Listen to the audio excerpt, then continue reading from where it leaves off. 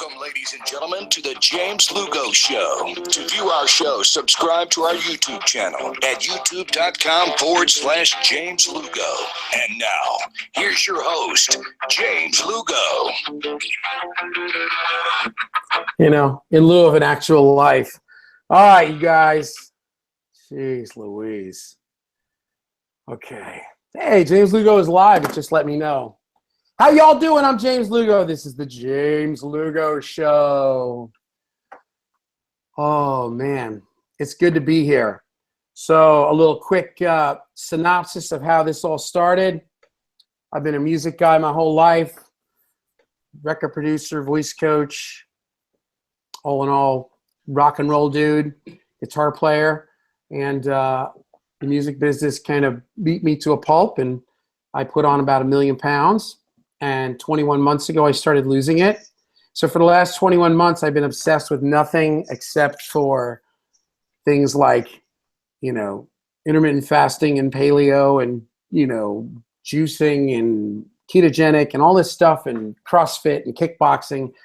And I had really very little interest in music. I still was doing it for a living. I also just got my hair cut.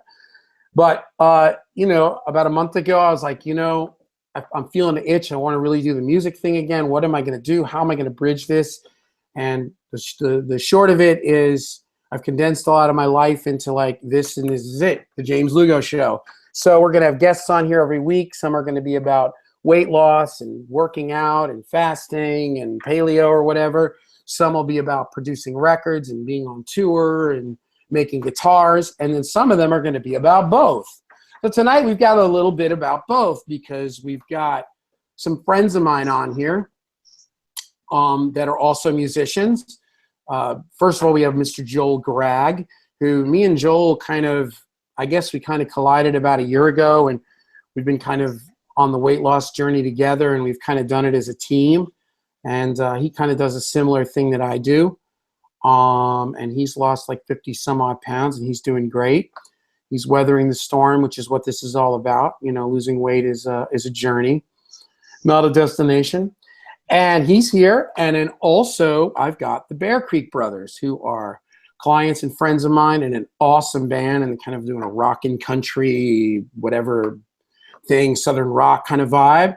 And, well, we'll get into their story, but these guys are into it too. And it is Seth and Dylan. So there's going to be a whole slew of us here. So we're going to make this thing happen. So again, I'm James Lugo. And real quick, why don't you say hello, Joel? Hey, what's going on?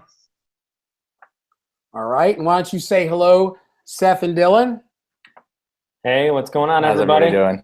All right. All right. So there's everybody. All right. So the concept of this show is intermittent fasting for weight loss, and how absolutely incredible it is, and it actually really works. My hair is newly cut, so it's kind of like, it looks cool for like a split second, and then something moves. We'll figure it out. I'm not sure what to do. The lady says I need sideburns. So, all right. So let me get this going here, because we'll also be fielding questions. Give me 1 second. See, now I'm kind of more chill than I have been. So I'm going to be a little sloppier at first here, because now I'm all relaxed. Anyway, so basically, yeah, for me, I've done everything, and everything kind of worked to an extent. And actually, I am 3 pounds away from breaking 100 pounds down. And I am, yeah, man, Joel's been there pretty much the whole time. And, you know, he's watched me, you know, have great moments, and he's watched me have not so great moments. And then that's the good news. You don't have to be perfect. You know what I mean? And you don't have to be dogmatic to be successful. You know what I mean? You can be perfect and dogmatic and be successful, but you don't have to be. So, but anyway, along the path, I did, you know, juicing, and I tried a little vegan Whole30 thing, and I did paleo for quite a while. I did ketogenic. And I've kind of landed where I'm at, which is kind of a hybrid of a few of them, not so much the vegan, but a little kind of paleo carb backloading. But the main thing I think really is intermittent fasting, for a lot of reasons, which we'll get into. But it's really, I don't know. I came to this conclusion about 8 or 10 months ago, and it was that I just don't really lose weight effectively or in any kind of exciting energy of it when I'm eating. Like as soon as I eat, it doesn't matter what I eat, I stop losing weight. And it could be that I'm 53 years old. It could be metabolic stuff. It could be, it could be a number of things. It could be insulin things, but it's working for me, so I'm not arguing. So we're going to talk about this because Joel, I know, is doing a little bit of this, and this is all kind of warrior diet, keto body, John Kiefer, carb backloading, Nate Miyake, and these are and Dr. Fung and stuff. These are kind of some of the people that we've all followed. I know me and Joel have followed along this path.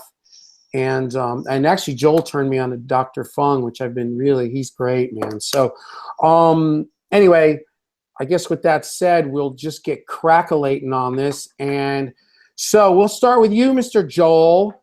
Tell us in two words or less, no. How did you become fat and sick? And how did you get on the right path? And where are you at now and everything? You're on, Joel.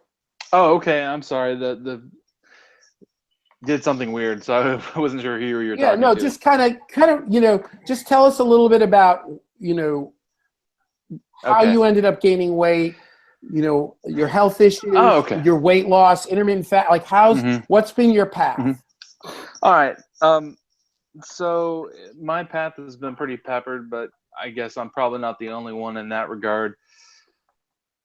My second time living in Nashville, but I lived here 10 years ago. And then I moved back to Indiana and I worked for a company called Sweetwater as a sales engineer for about 5 years. And that was the first real job as far as desk job. And what I did down here before was just like play guitar on the road and studio rat, things of that nature. And so I sat at a desk most of the day and I ate food like I had always eaten. And I gained a whole lot of weight in that first year. It just sort of crept up. And I have always been a bigger guy, even as a kid, like not always like really overweight, but, a little on the chunkier side, probably. But I always kept active and I was always healthy and involved in sports as well as the arts and things. Doing that job, I gained a lot of weight. It just crept up on me, and I started getting these things in the afternoon where I'd start to want to fall asleep at 3 o'clock in the afternoon, and then I'd go and get a Monster Energy drink to try to wake up, and that obviously didn't help. It compounded things, made it worse. Then I became pre-diabetic and started the process of trying to lose weight. Joel, let me ask you something. What is and also Beth Narvaz is on, Valkyrie Training. What's up, Beth? We love Beth. She's going to be on next week. Let me ask you a question. What is the difference between pre-diabetic and diabetic? To be quite honest with you, I think it's mainly just like the blood sugar levels, as far as like how high they go and how long they're in there. I think that's kind of just how they monitor it. That's just what I was told. I mean, when I found out about it, I mean, I remember my mom was just kind of curious, and she had my grandmother who had passed away. She had her diabetic stuff, and she just was curious and tested me, and it was rather high. So then I went to the doctor. So I mean, that's just what he told me, but it could have been something that had been going on for a while. And I really think that's what it is. And kind of the realization with the whole Dr. Fung thing and reading his book, which I'll get into, sort of kind of changed my world as far as the way of looking at things.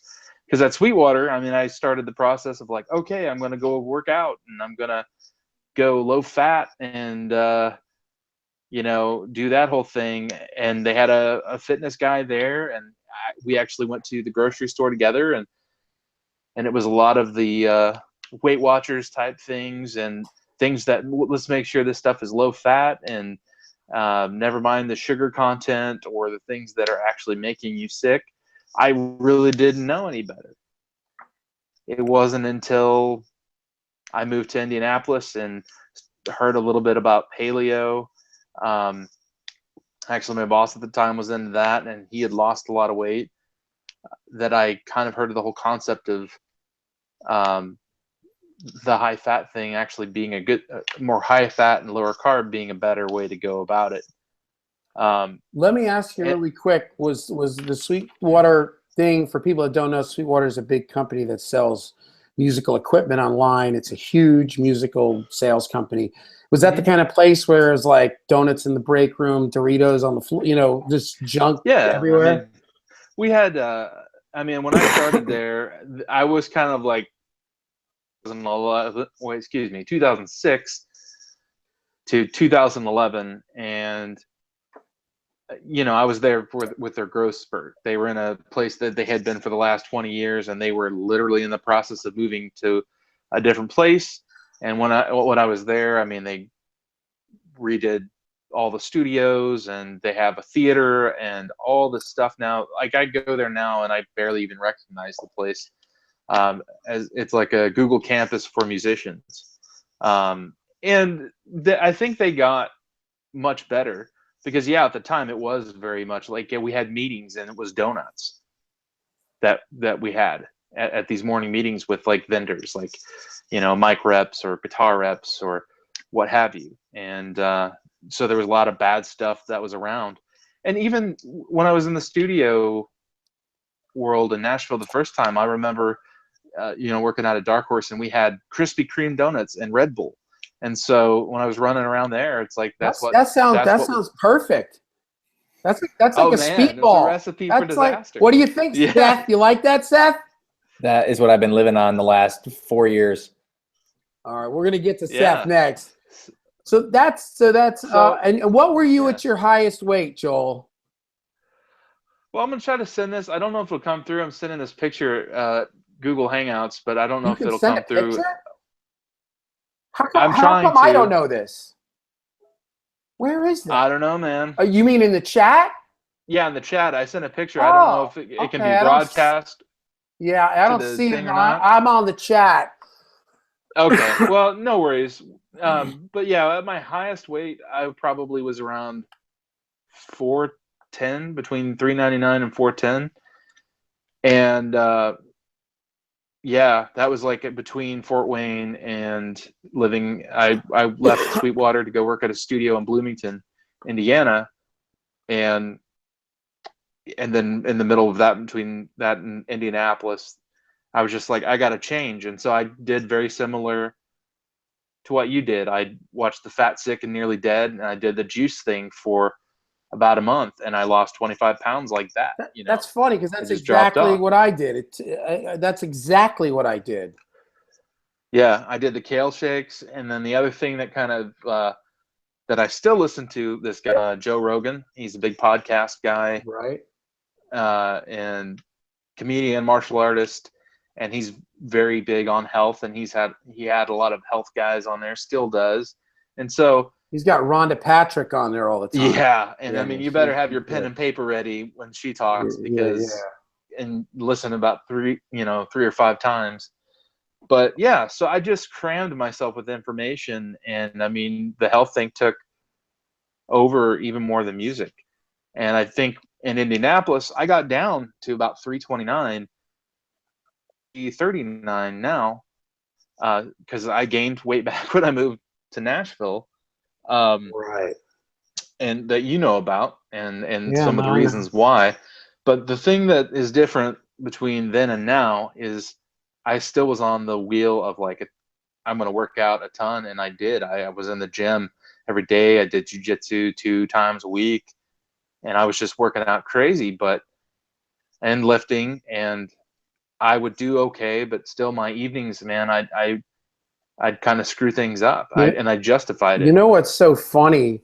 I found like I always thought this, and then it wasn't until like I found some people that were like Abel James and Grego Gallagher from Kino Body.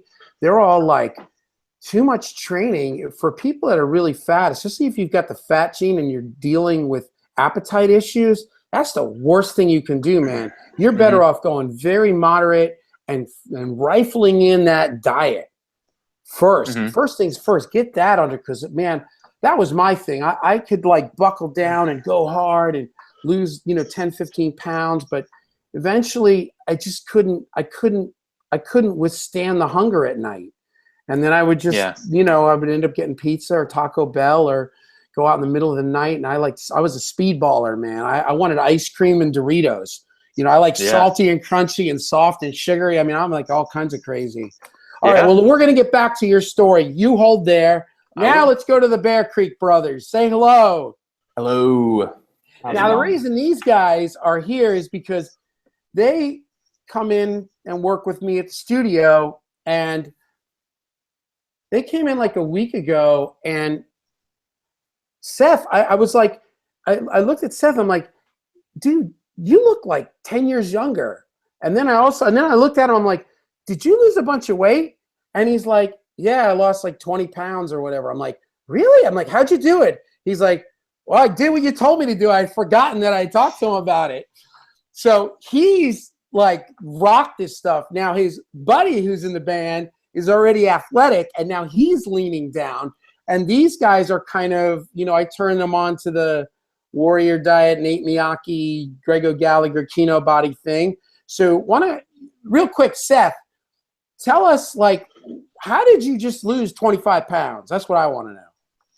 Well, my diet, honestly, my story and Joel's story are pretty similar, where I had always been, when I was in high school as a sprinter, I was 140 pounds in high school. And within 4 years, I had gained 65 pounds just by eating garbage food and drinking all of the beer in East Lansing, Michigan, and just, living like a college student. I'm 25 and I turned 26 this year. But I got to the point where at my heaviest, I was 215 pounds. I was in my sister-in-law's wedding. I couldn't get the tux on that I had fitted 3 or 4 months before because I just spiraled out of control. And that's where I knew I was like, I've got to make a change. I've got to change something. And that was the first time that I'd cut fast food out of my diet. And I'd lost probably 6 to 8 pounds immediately just by doing that. Yeah. And I'd always kind of hovered at that point. And when I moved down here last year, I was around the 198 mark, 200, kind of hovering around there. And I was unhappy. I'm in a band full of attractive guys, and I was the weird uncle on stage. I mean, I had the weird facial hair thing going. James knows. I can see him laughing. I told him, I said, you got to get it together, man. They're going to think you're the roadie. That's exactly right. When you're rolling with the studs, man, you got to roll like a stud.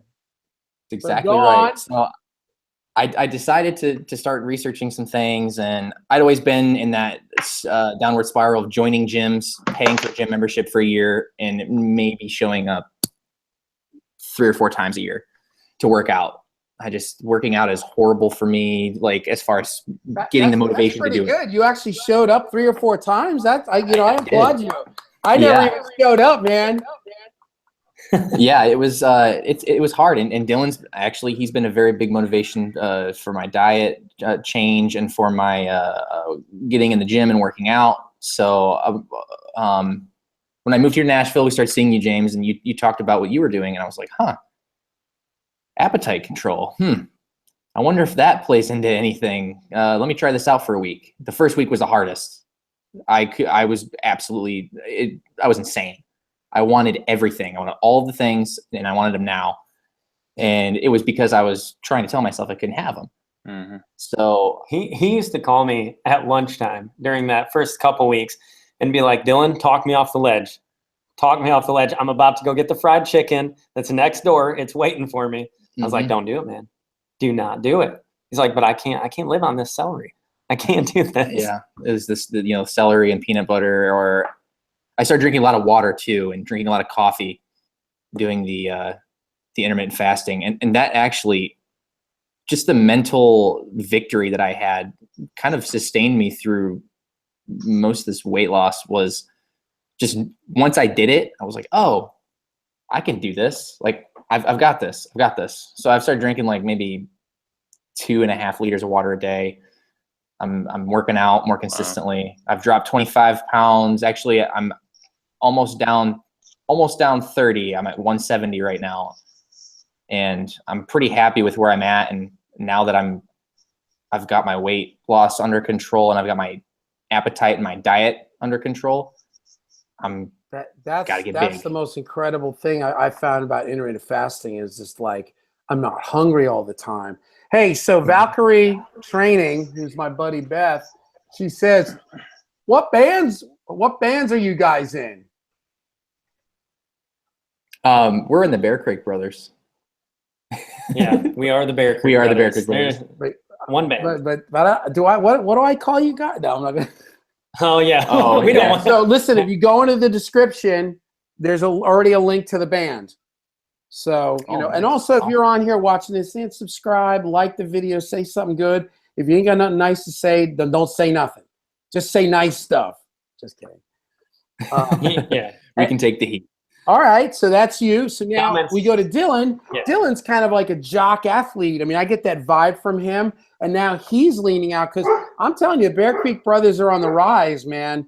They're going to be, it's going to be happening for them. And, in the music industry, people listen with their eyes. So, I told them, months ago, I said, you gotta look like Brad Pitt Fight Club, man. You gotta come packing heat if you're going to be in that bro country stuff. They're not bro country, but you know what I mean? You got to have the thing going on. So, Dylan, tell us your story. Now, you seem more like you were an athlete, and now you're just looking to like shred it. Yeah, so actually James came out to one of our shows at the Country here in Nashville a couple months ago. And I think I had a cutoff on or something. And he came up to me after the show and was like, hey, man, I'm just going to shoot you straight. Like, you look all right, but you need to be shredded. And he did. He said, you need to be Brad Pitt in Fight Club. And I was just like, okay, I guess I can try for that, So, and you would always talk to us, same things you were saying to Seth about the intermittent fasting. And for anybody out there who's watching, like if you're already and you feel like you're fit, like it doesn't just have to be for losing weight. It makes you, you feel better. Now I backslide just as much as the next guy, and I'll be like, man, I'm starting to look good. Like I'm getting cut up again. And then, a Burger King trip comes and you're like, oh man, but it really works. What you said, the biggest change for me was just going from the fast food or from the processed food into just like chicken and rice. And that's usually what I do, or eggs in the morning, or doing just like whole foods, natural foods was the biggest thing for me. The less processed. And, so the goal for the band is that, so what we want to do with Dylan is we want Seth to be able to wash his underwear on Dylan's stomach. Yeah.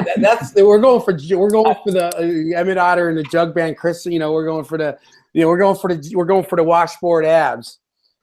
Maybe his T-shirt. I don't know if I want his underwear on my stomach. Oh yeah, right. Oh yeah, right. Because he does a jock strap, or he's got Yeah, say jokes on you guys. I don't wear any. Oh, I don't either, man. And I'm telling you, in 9th grade, my idol, this kid that went to my school, Kirk Adams, told me, real rockers don't wear underwear. I kind of stuck with it for like 45 years. I'm still there. My wife's trying. Look at that. There's a good reason to intermittent fast and get your life together. There you go. And actually, awesome. as you guys were talking, my wife just brought us down some healthy snacks. Look at you guys. While we were doing service. That's you know what? I think it may have been one of the guys. Me and Joel are part of a gang of dudes, and we're on like a private message. And if you guys want to get involved, just let me know. I'll jump you in. And we basically just chat all day long, like, oh my God, I'm doing great. This is unbelievable. I want to, eat 7 pizzas. You know what I mean? Whatever it is, the good, the bad, and the ugly. We talk about it, work, whatever's going on. Mostly, food, losing weight, health. But I think somebody had mentioned the sugar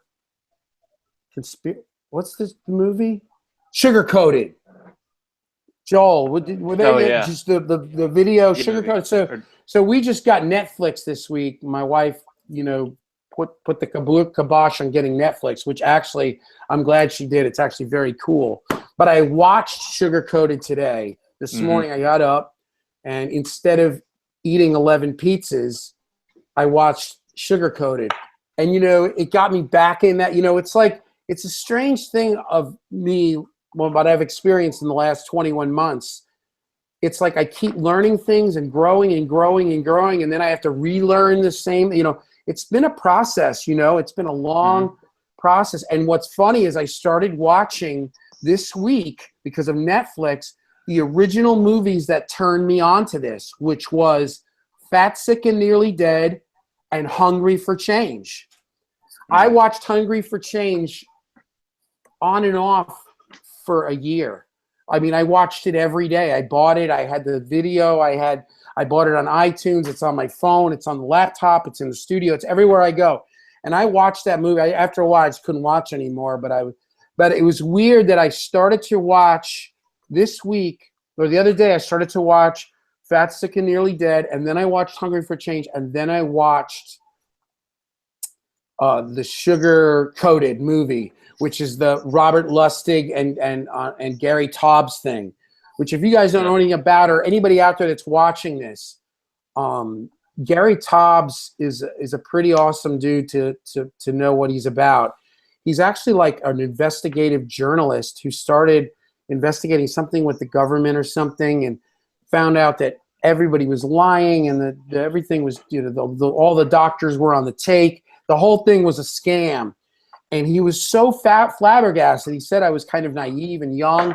And when he said I went to meet somebody somewhere in the government, and he says, you think this is crazy? You should look into public health care. Or public health. And that's what started his journey. Now, and his book was A Calorie Not a Calorie, or Is a Calorie, or How We Get Fat, or whatever. But they're pulling the whole wool over this whole sugar scam that we've all been partaked in it. And then the movie is Sugar Coated, and it's. But I guess what I'm trying to say, what I extracted from this was, I'm reinvigorated to clean my diet up. And it's and for me, it's been a process. 21 months ago, I literally lived on soda, Doritos, chocolate, Taco Bell, Quarter Pounders with cheese with fries. That was pretty. I mean, and it's really sad to say, because I'm not ignorant. I mean, I had a nutrition certificate. I trained people. I was a personal trainer. I managed a health club.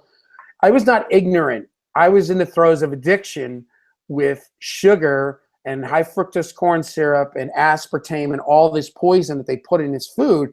And I was hooked, and, to be totally honest, I'd gotten clean. There's no more partying. And it was like, I had no more of that going on. And then I was like married, and I had kids. So my life was very kind of stable and neutral, and everything was going good. And then it was like, I almost needed something to ruin my life, and it was food. And I mean, I was obsessed with McDonald's and Taco Bell and Doritos and chocolate and all. I mean, it was just popcorn and ice cream. Love ice cream. And there's a Moe's right by where I lived before I moved here, and it's like a relatively healthy whatever, but I ruined it because I get the big thing and I put the sour cream, and then I get the chips with the queso, then I get the soda, and then on the way home I would get one of those Tall House ice cream sandwiches, the cookie sandwiches, and that alone is 540 so yeah. I don't know why I'm getting at all this, but watching these shows reinvigorated me to clean up my diet, because my diet is good, but it's murky here and there. And I really, watching those shows just got me back into it, because I started with that. I started with the Fat, Sick, and Nearly Dead and Abel James, and got into kind of the paleo thing. And then I don't know, I kind of went into a different thing, and I don't know what I'm getting at, but anyway, it's neither here nor there. How you guys doing out there? Everybody having fun? Yeah, man. So Joel, Yeah. Joel, tell us, what's a Yeah. day of intermittent fasting with Joel Gragg? Okay. Well, you know, I as far as really intermittent fasting, I haven't really done it up until really started until like the end of March. Because I think it was like February I started on the path. I'd met you last summer, I think, through Maynard, and we went to the Biscuit House, and I wanted it. I had the desire there, but I wasn't completely on board. Again, I was more depressed about, man, I had gotten down to 329, and my goal was to get back into the 200s, and I didn't get there. I moved here, you know, took a job, lost the job that I moved here for initially, and was just stressed out and ate a lot of barbecue and whatever. But as far as the intermittent fasting goes, what it started out for me was basically just skipping breakfast. I think that's probably the main thing is what you would say this lean gains would be, the 16-8. And I started doing that, and then at the same time I had caught wind of that book, The Obesity Code, with Dr. Jason Fung. And that book just sort of like turned everything that I thought I knew on its head, because it wasn't about calories as much as it is about insulin response and the way our bodies, even when we try to do healthy things, when we're eating 6 times a day, every time you eat, no matter what you eat, your body reacts with secreting the hormone insulin. And if you have insulin, you know, if you're insulin insensitive already and you're trying to do that, well, that's why, you know, you're just continually hungrier. You got that insulin. One of the great things in that book, or profound things in the book, is he's like, I can make anybody fat. You know, even somebody who's genetically disposed that could eat whatever they want and never get fat, by giving them insulin. So if you had, you know, if you're a diabetic type 1 diabetic and you have to take insulin, that's kind of a side effect of that. So I don't know, that And book. let me ask you this: how does, like, let's say a roller coaster of insulin throughout the day, how does that affect your blood sugar? Well, for me, it's like it's like a thing of threes. It's like you have the high insulin in your body, which basically all that means is that your insulin is supposed to try to carry the blood sugar that's in your body to your cells to replenish your body, you know, that to actually feed yourself properly. And when it can't do that anymore, it just sits there. And then you have like sugar, and then you have like fat lipids in your blood that are called triglycerides. And that it just creates this combo or cocktail that just makes you hungry and you're never satisfied. So therefore you eat more, and you just keep going on the roller coaster. So until you address that, and the intermittent fasting was like really the first time that it didn't matter how much exercise I was doing, I wasn't like always hungry all the time. And you know, I was even eating the right things, but if you're still hungry all the time, you know, there comes a point you're not doing yourself any good. So, You know, it's funny you say that, because I always thought, you know, because I started putting weight on. I was heavy in my late teens, and I lost it, moved to LA and did the rock thing and was skinny, and then started to put it on. But the last 20 years, like trying to take it off, I always thought, how am I ever going to do this? Because I'm hungry all the time. Like, I'm always hungry. Mhm. Did you feel like that, Joel? Oh yeah, I remember the first time I heard the word fasting or intermittent fasting.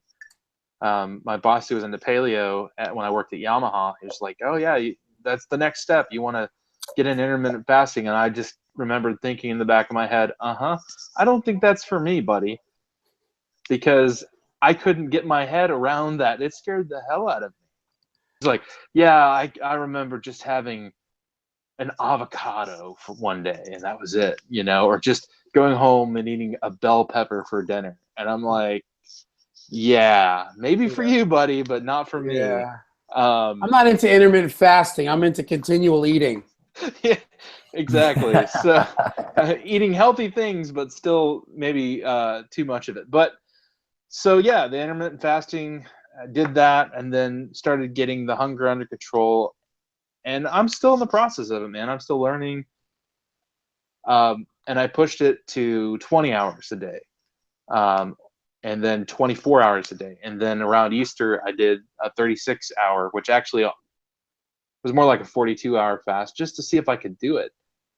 And the great thing is like once you get past it, it's like riding the wave, with the hunger and stuff. It goes away. It's not so much you're not really hungry. It's just the ghrelin in your body telling you are, because it's patterns that you have going on in your system. So it's kind of like, I guess in a sense you're reprogramming your epigenetics or your DNA or something, kind of resetting your clock.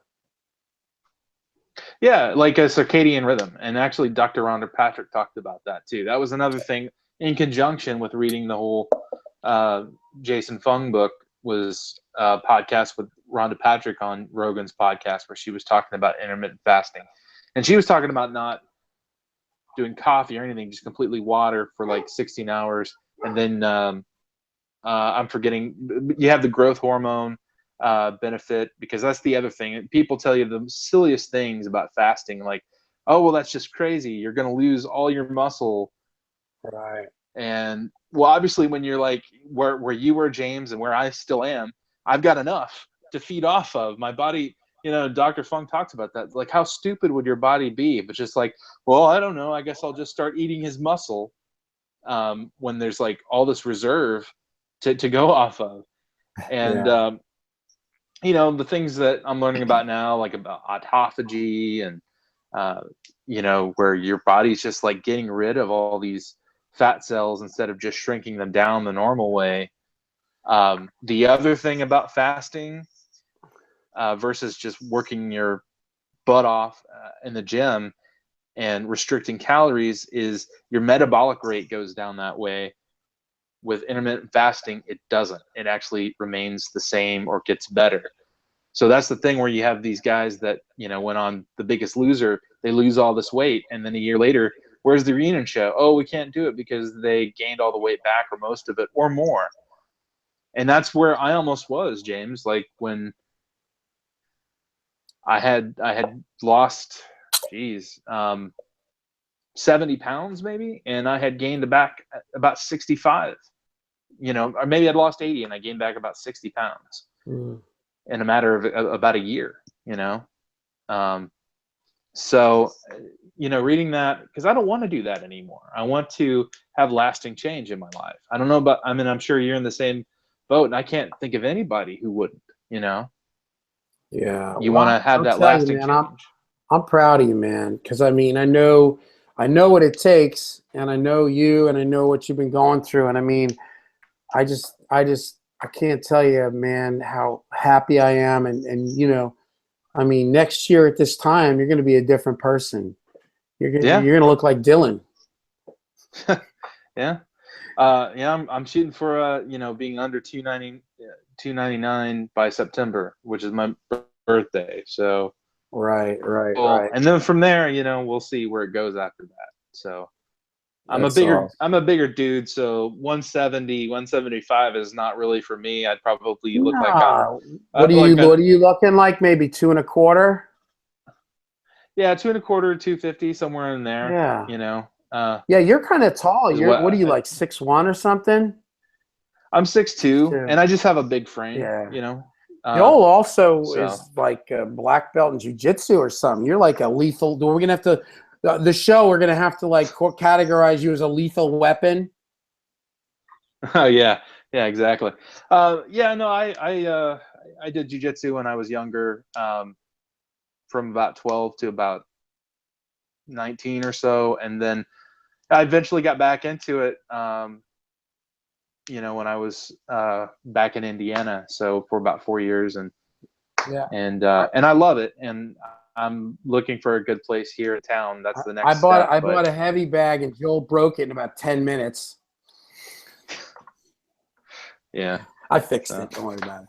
Uh-oh. All right, Seth, tell us what's a good day of food look like for Mr. Seth? How do you say your last name? Renfro?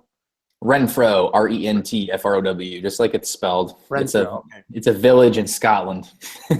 Sounds good. Good times. You know what they say about those Scottish guys, wasn't it? Or as well, what was it? Tom Jones is hung like a horse. You living up to the expectations there? As far as the weight, I was. Nice. All right, so tell us, Seth. So you're on the path. You're losing weight. What's the deal? Like, what do you eat? What's your pattern? What's your fast? When do you stop eating? What do you eat? Like, how do you integrate it into your? Because you've lost 20, almost 30 pounds in like 2 months. So you're like. You're screaming along. Yeah. So a lot of my thing was creating good habits, and I'd fallen into that wayside of just not making good decisions and not. I don't know how to explain it. It was just a downward spiral into exactly what y'all were saying was I want Taco Bell, so I'm gonna go get Taco Bell now, and realizing that like. That has no nutritional value, and that is just going to be a negative input into your body. So an average day for me right now, I was doing the 16-8. I've cut it down a little bit. I got to the point where I was doing 20 hours without eating and just water and coffee. And if I got hungry or something, I would eat like a handful of cashews or nuts or something just to kind of hold myself over. But right now I'm doing about, I want to say 1,800 calories is kind of where I'm averaging at the moment. Before I was way over 25. I was probably close to 3,000 just in garbage, and I'm eating a lot cleaner now. I've been trying out the different meal sizes. I was eating a smaller lunch and then a bigger dinner. I've been kind of switching that around, seeing how that goes. And I've actually just moved in with a complete health nut, and she has been cooking for me. So it's been fantastic because she's making like gluten-free spinach pizzas, and it's just like it all tastes good, but everything that I'm eating is clean. Yeah, that's like me. My wife works for a health food store, and we eat pretty good here, in spite of having 2 kids. The other day, his roommate made quinoa hash browns, and I was like, "What? You guys know how to party over there, man." This is not hash those browns. old Van Halen days and Jack Daniels are over. It's quinoa hash browns. Yep, that's exactly right. I don't know about that. That sounds interesting. It tastes good, so whatever. I ate it. I mean, that's the thing is like it's just getting myself out of craving the garbage, craving the Chick-fil-A, biscuits, craving the, and my thing is I'm a giant breakfast food fan. Breakfast was always my favorite food to eat out. I love going out for breakfast. And in my friend group, I was the king of going out, getting a stack of flapjacks, giant flapjacks, eating a half pound of bacon, eating a half pound of, hash browns, eating 4 eggs. Like that would be me. That would be a breakfast for me on a Sunday morning. Was just completely, it was garbage at a diner, and you could see the grease falling off of my face, like just looking at it. It was, it was. It was a recipe for disaster. And that was the hardest part for me, was cutting breakfast out, because I had I loved it and I crave it all the time. But now it's like, I don't have a problem frying an egg at 6 o'clock at night after I've worked out. And maybe I throw a piece of turkey bacon on there if I've been good. Like and to me, that's like, okay, cool. That the fact that I've made that my treat versus eating 6 times that amount on a normal everyday breakfast, I mean, it's a small victory for me, but getting into that good habit of watching what I'm eating, of eating clean, being consistent, it's got me dialed in now. I don't even want to go to McDonald's anymore. I don't even want to eat a biscuit. And for people out there that are watching that maybe this is new, or they've watched one of us lose weight and now they're just logged in and they're like, oh my God, these guys are like psychotic. You know what it is? All this stuff, it all meets you where you're at. So let's say you're like, I can't not have breakfast, then eat breakfast. Try maybe to cut back, like try not to eat anything after dinner. Start small. Maybe try to skip breakfast once or twice a week, and just small steps. I'm friends with Dr. Doug Lyle, who's one of the guys that was in Forks Over Knives. He's a clinical psychologist for the McDougall Institute in True North. He's one of the leading guys in this whole like kind of vegan, that whole world. And I worked with him privately on the phone a little bit about a year ago, and I actually turned Vinny on to him, and Vinny did some sessions with him. He's a great guy. And he told me, he said, you know what? He said, I had this poor lady that had no idea who she was walking in. She must have saw my name on her insurance docket, and she walked in to my office, and she was, a big woman. And she said, hey, Dr. Lyle, I want you to sign off so I can get bariatric surgery. And he's like, you have no idea how you walked into the wrong office. He said, there is no way I'm going to sign off for them to cut out the beautiful organs that God put in you for you to function correctly. It's never going to happen. He said, but he says, if you want to see about this, getting yourself in shape and getting healthy, I can help you. So she took the challenge. She says, all right, you know what? I'll give it a shot. I'll give you a shot at helping me.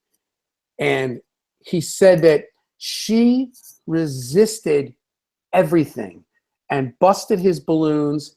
And he had all these ideas about change this and go this and Whole30 and organic that and get this and wheatgrass that.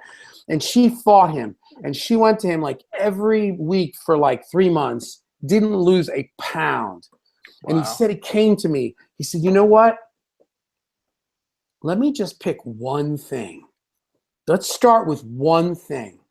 So he said the next time she came into the office, he said, what do you eat for breakfast?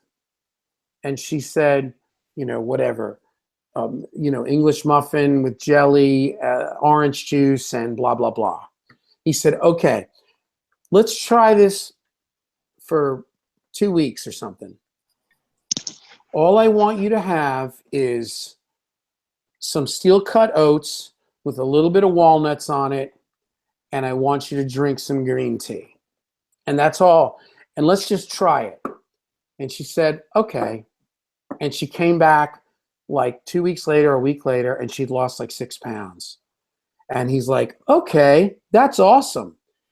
So then he's like, well, now what do you eat for lunch? What do you eat for dinner, let's say? And she said, spaghetti and meatballs, with garlic bread, 2 pieces of garlic bread, and this. And he says, okay, for this week, try to just have 1 piece of garlic bread. And he just slowly started to switch some things. And he said within 6 months, she had lost 50 pounds. And I say this because that's the whole concept of this. The hoop that you have to jump through to attain weight loss and health is bigger than you think. Now, if you look at me, I've been doing this for 21 months. You look at Joel, he's been in and out with this for, months, a year, 2 years. You guys have been doing it strict for like 2 months. Even people may look at Seth and be like, oh my God, what he's doing is, but if you've never done this before, you don't have to be at Seth's level or Joel's level or my level. That's not what this is about. This is about starting to move in the right direction. This isn't about being perfect. This isn't about dogmatic, and this isn't about fitting into what I think is right or what anybody else thinks about right. This is about, let's find some things. So let's say you're like, obviously we've seen James lose all this weight, and then Joel's losing weight, and Seth's losing weight, and Dylan's getting ripped up, and they're doing this thing. So you know what I'm going to do? I'm going to try to skip breakfast 2 days a week. And I'm going to try to only drink water 2 days a week or whatever. And I'm going to get up 3 mornings a week, and I'm going to walk for 20 minutes, which these are huge things if somebody, especially if they're morbidly obese and they have metabolic illness and they're really messed up. My kids are here. Which one's mine? Green one. Oh, man, he just made that for me. Oh, there you go. Tell everybody out there. I made this one for Mommy. That's for Mommy. This is for me. So tell everybody, what's Daddy going from what to what? Fat to fit. I'm going from fat to fit. Now, There you listen, go. if you ever needed a reason, you know what I mean? Like out there, people in the real world. This is the real world. And this is what next week's episode is going to be. Next week's episode is going to be the James Lugo Show with Beth Narvaz. And the show is going to be losing weight with a house full of kids. Because I got a house full of kids. She's got a house full of kids. She is 2 pounds away from 80 pounds down in her 30s after having 2 kids. I am 3 pounds away from 100 pounds down at 53 years old in a new town, self-employed with 2 little children.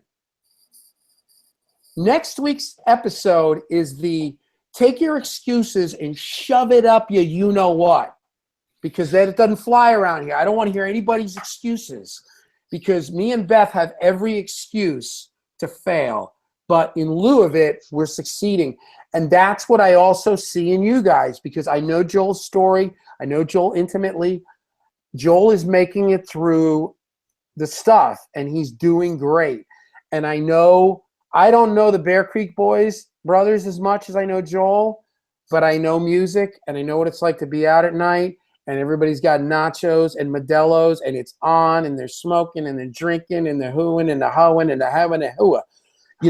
Staying healthy and fit in the music business is a challenge in itself, just like trying to not eat donuts when you're working at,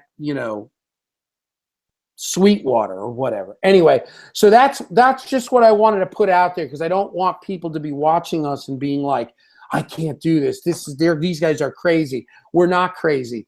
For me, it's been slow and steady. I know that. For Joel, it's been slow and steady. Now for Seth, I just hit him hard with everything. I said, this is the deal. This is what I do. And he just said, okay, I'll do it. He flipped the switch.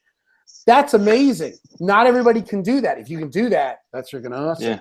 I wish that I'd had me 21 months ago, because it took me a year to figure this stuff out.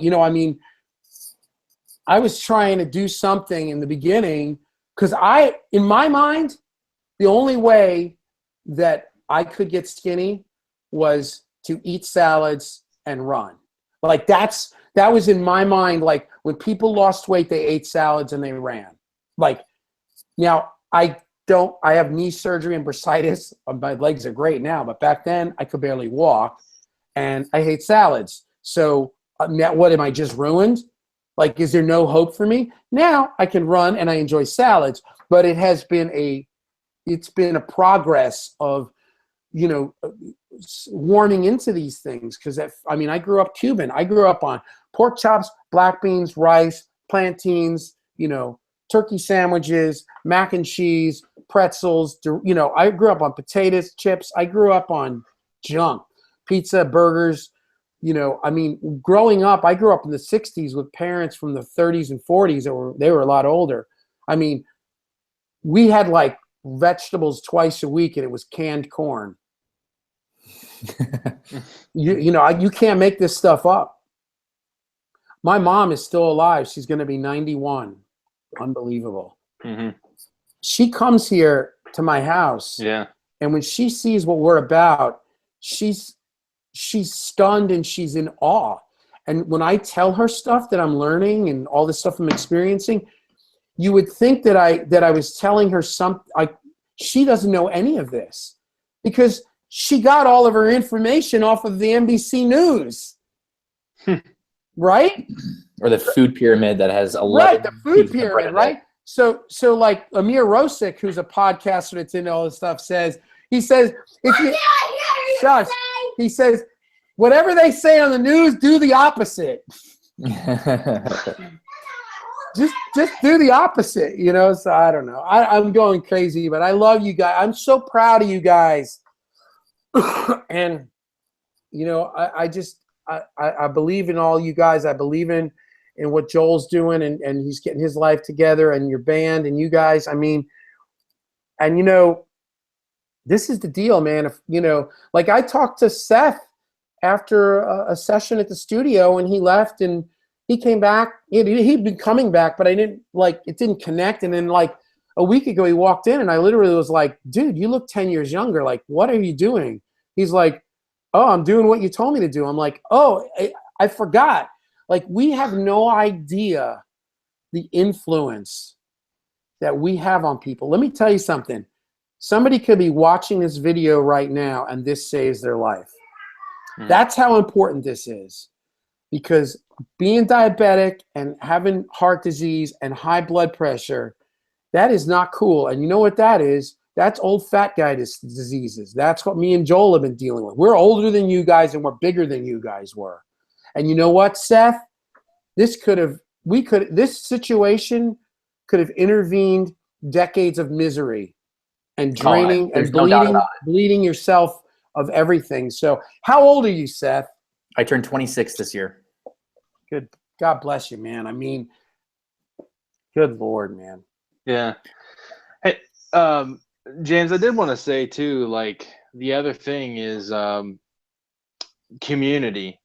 Like the thing that we have going on with the group that has been so, integral to my success this time because, the last time I made the big run, I was just doing it all on my own, literally. And I think there are a few things that factor in the analysis by paralysis. Like you get so much information that you don't know which way is up anymore. Like you get so much information of just researching the health thing. I know you've been there before, James, because you've gone through about everything I've gone through.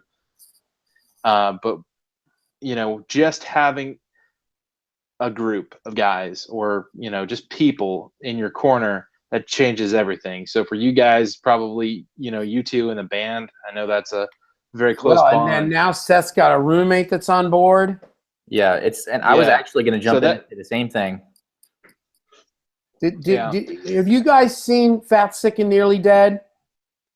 That is on, you said that was on Netflix, correct? Yeah, watch it. So it's about this dude that goes cross country to lose 80 pounds and get off all these medicines. He's sick. He's got a autoimmune disease called urticariolitis, some weird, it's like hives, right? So he's traveling across the country, and he's trying to inspire people to lose weight, get healthy, start juicing, do more fruits and vegetables, the whole deal. And in his travels, he runs into this trucker who's like 420 pounds. This dude is a house. And the guy has the same disease as him. It's called like urticarious vasculitis or something. So he juices with the guy in the back of his truck, and the guy drinks, says, that sounds pretty good. And then he took off, you know what I mean? And that was it. And Joe Cross continued on his path, gets to LA. By the time he gets there, he's lost 60 pounds, all this stuff. He's off all of his medication. He looks like a different person. He looks fantastic.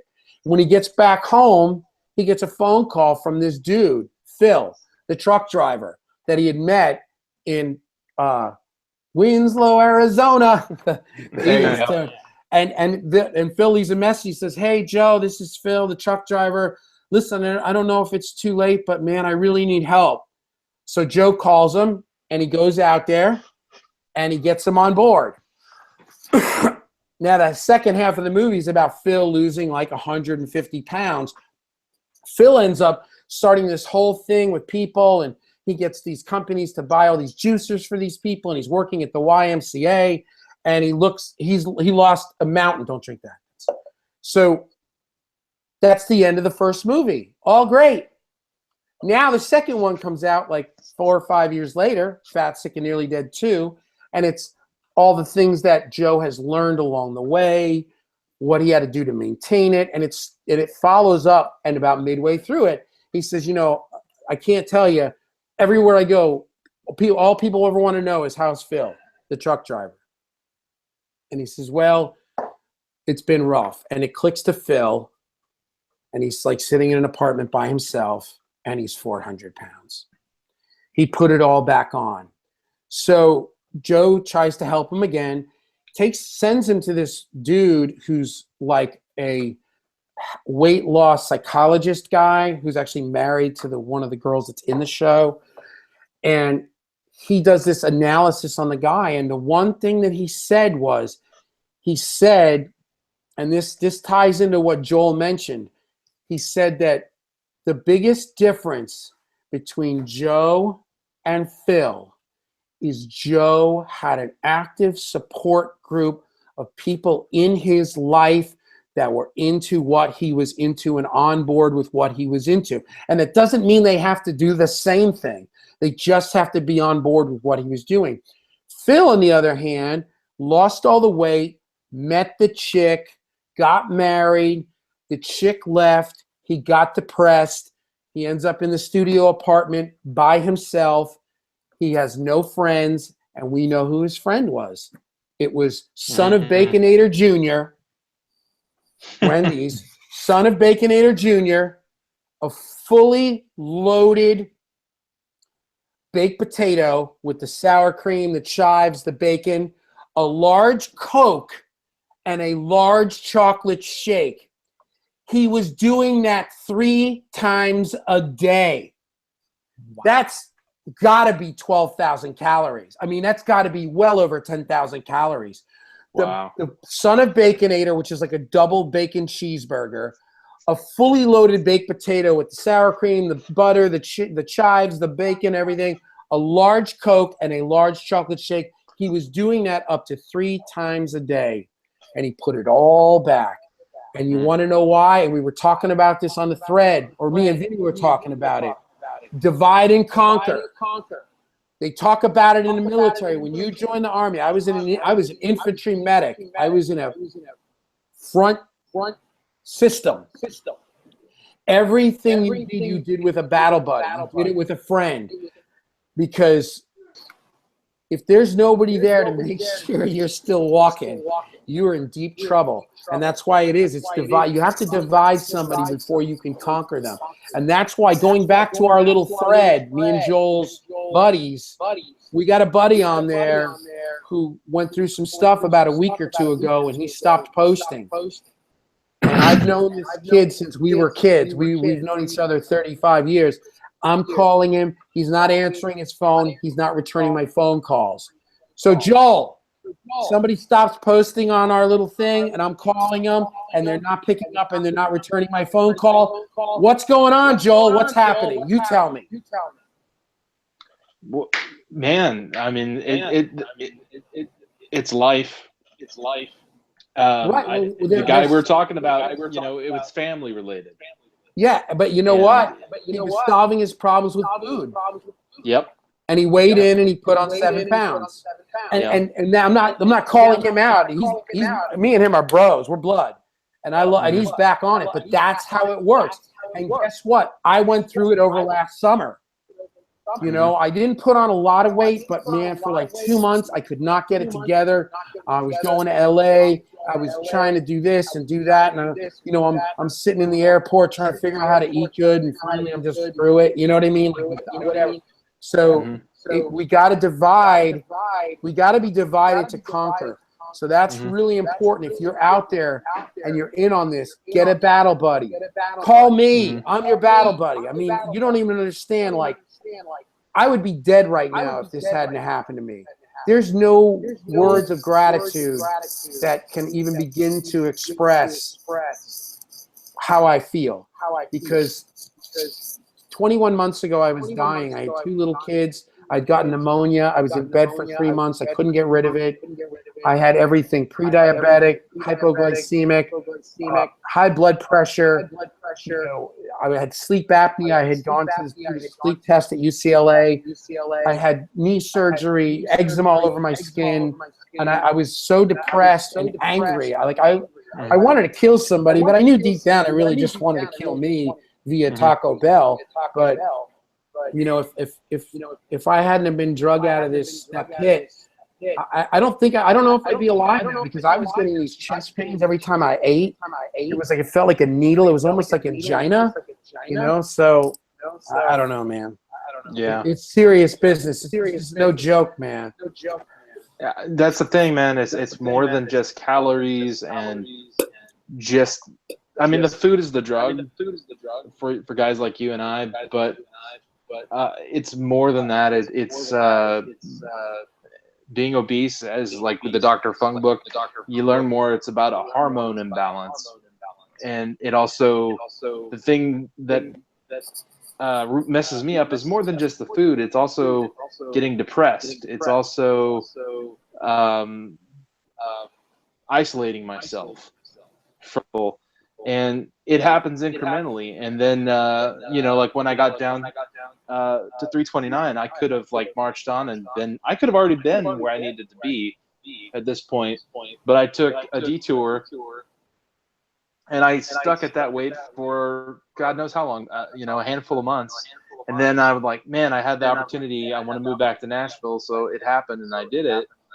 And you never know what's going to happen, but then I did, and like, oh crap, 90 days in, the company's like laying off 80% of the company, and like, oh crap, you know, what am I going to do? And you know, food is just always there, I guess. You know, it's just the easy answer. It's just like anything else, like cocaine or any codependency. So yeah, that's just what I'm saying. It's like you have to address. It's multifaceted. You have to address everything to get your shit together, basically. All right, Absolutely. so we got a couple people saying stuff on the live. We're getting some echo. Is that me, or is everybody still on earbuds, right? I don't know. Is anybody else hearing echo? I am. Yeah, I think actually Joel's got a little delay. I'm not really sure. Let me unplug and plug back in. Hold on. Say hey. Hey. Don't worry about it. We're wrapping up. So listen, we got Valkyrie Training says, woohoo! Everybody say, what's up, Beth? Hey, Beth. What's up, Beth? Hey, what's up, Beth? Beth is my homie. She's going to be on next week's show. She is the bomb. Jaden James 104 says, congrats on you and your health, James. You are looking awesome. Oh, thank you. Been watching your YouTube for years. Love the high gain shootouts. Congrats to you all. And then it says a great movie. I don't know which one he's talking about. We kind of talked about probably Fat, Sick, and Nearly Dead. All right. Well, listen, I'm so grateful you guys here. If anybody's interested in intermittent fasting, you know, a couple of things that are great. The thing that I used was, if you go onto YouTube, just search Gragg Gallagher and Nate Miyake. It's like Miyaki, Miyake, something like that. Nate Miyake, Gragg Gallagher and Nate Miyake, Guide to Fasting. That's what I gave to Seth. I watch that video every single day. I still watch it all the time. And I basically just do exactly what it says in that video, and Nate and Greg have a slightly different way of doing it. And for me, I actually toggle between them, which we're not going to get into all that now. You watch the video.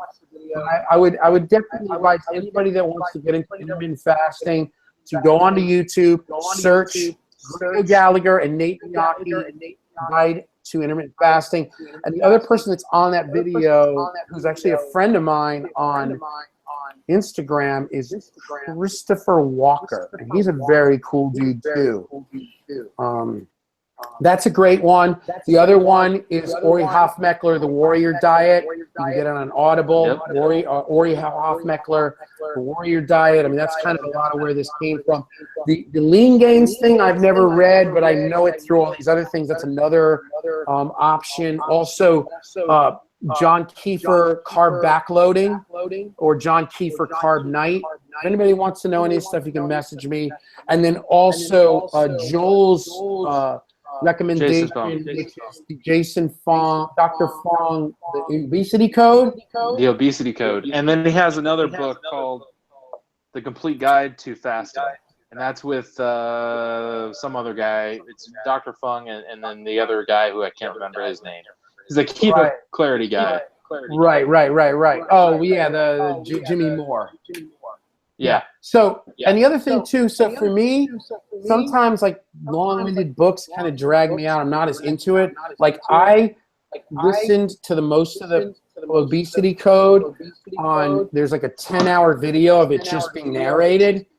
And it was like after a while, I kind of lost touch with it. But like Jason Fong has like a 1-hour interview podcast of him going through all the highlights of it. And that was better for me. So it depends on your personality. You don't have to sit there and read 10,000 books. You can even watch. You can go on YouTube and actually Greg O'Gallagher and Abel James did interviews with Ori Hofmeckler talking about the Warrior Diet or whatever. You know what I mean? You don't have to like go crazy if you don't want to. I mean, you know, the basics is try to skip breakfast, try to eat whole foods, and try to work out in the morning fasted if you can.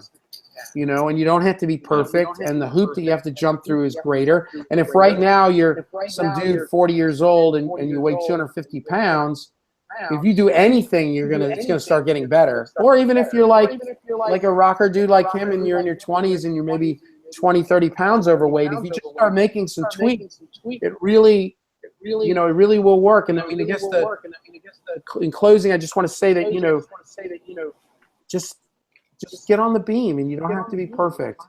And get some battle buddies. I mean, Joel, Gragg, he'll be your battle buddy. I'll be your battle buddy. Seth, the Bear Creek brothers.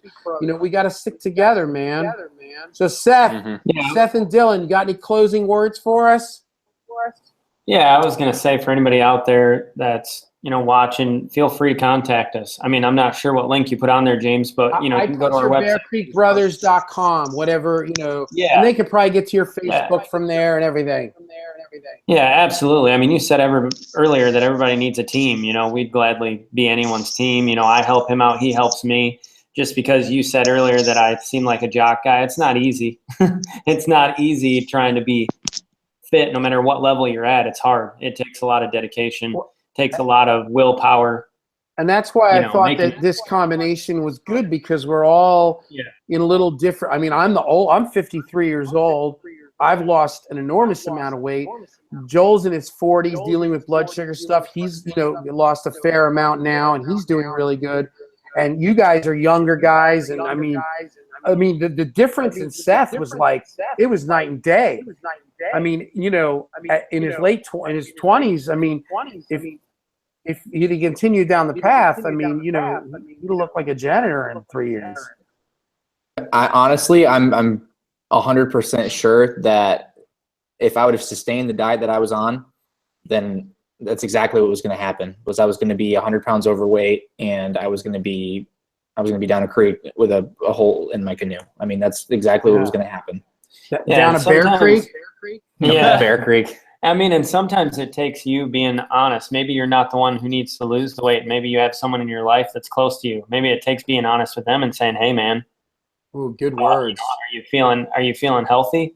Because I'm noticing your habits are really taking over." And in this, I mean, he knows I work out all the time. I try to get him to work out with me, but it really took going to a vocal coach, you, and having you say, hey man, I don't know if you're into this, but this is what I've been doing. And every time you're in there, you're giving inspiration every time that you're doing everything you're doing, which gives us inspiration. And, but I mean, be honest with people.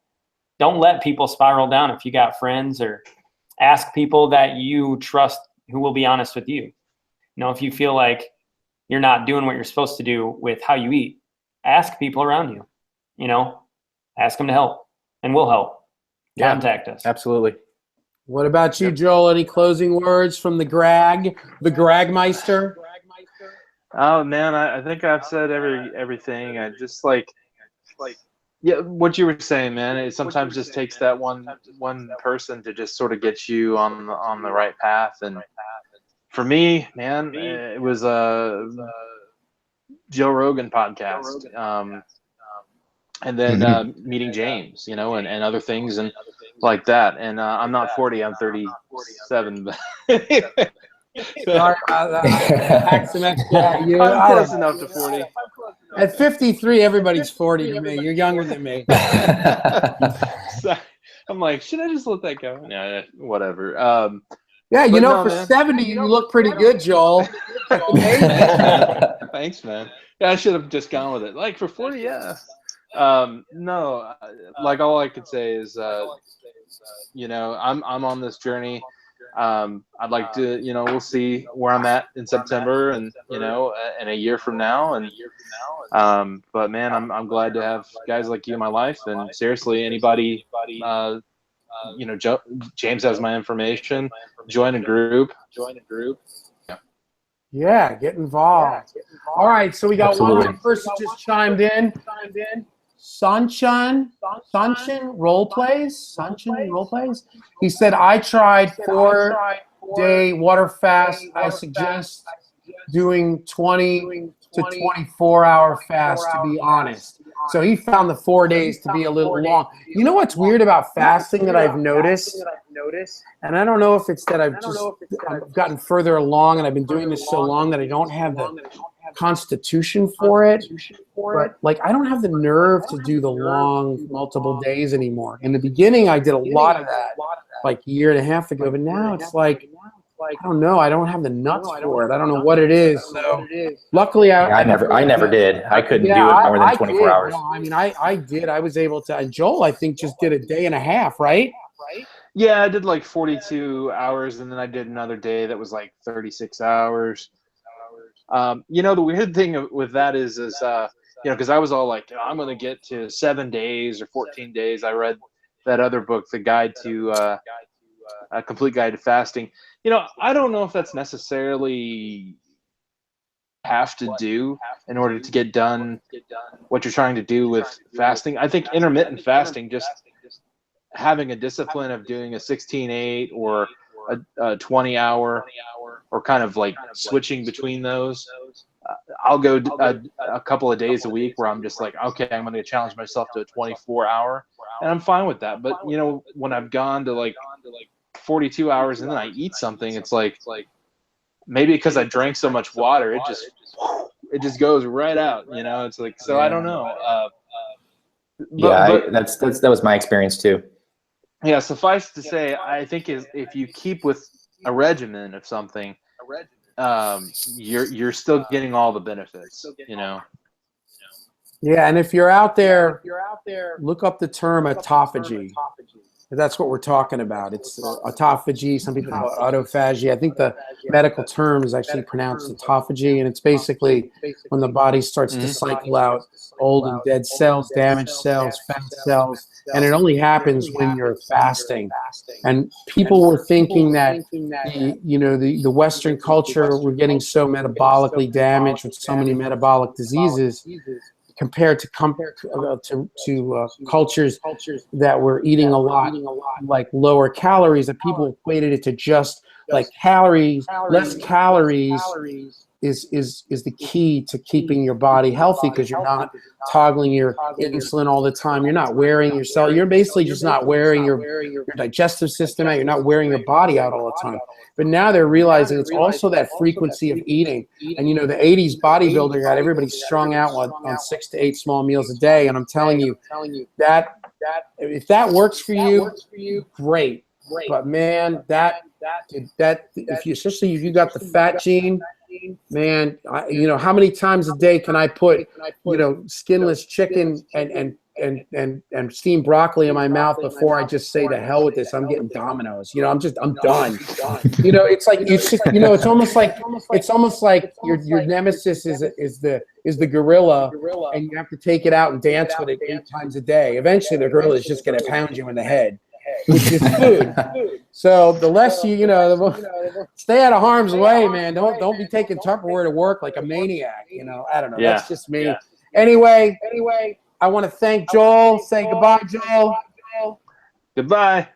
I want to thank my buddies, the Bear Creek Brothers, which I guess bearcreekbrothers.com. Go to the link below, or the description has their link. Seth and Dylan, say thanks, Seth and Dylan. Thank you so much for having us, Hey, man. thanks for having us, James. And if you're out there, man, I'm telling you, if fat butt like me can get it together. Oh, Sanchin Roleplay says one more thing. The Penn guy from Penn Teller, he's another Penn and Teller that lost weight. He sounds like he's in another country. Says the Penn guy from Penn and Teller lost his weight by doing 2 weeks of only potatoes, boiled and baked, to lost weight and regain his taste buds back. After that, he slowly ate healthy. Good. Okay. And Sean Barnes says, great show, everybody. Thanks for sharing your stories. Thank you, Sean. Thank you, Sean, for Jaden James, Thatchin, and Valkyrie Training for posting up and supporting this. And we'll be I think we're here next week, same time. It's going to be with Elizabeth Narvaz, with Valkyrie Training. And we're going to be talking about losing weight or weight loss with a house full of kids. Right? Sounds good. All right. Peace out, everybody. I love you guys. Thank you so much for being here. You guys stay on one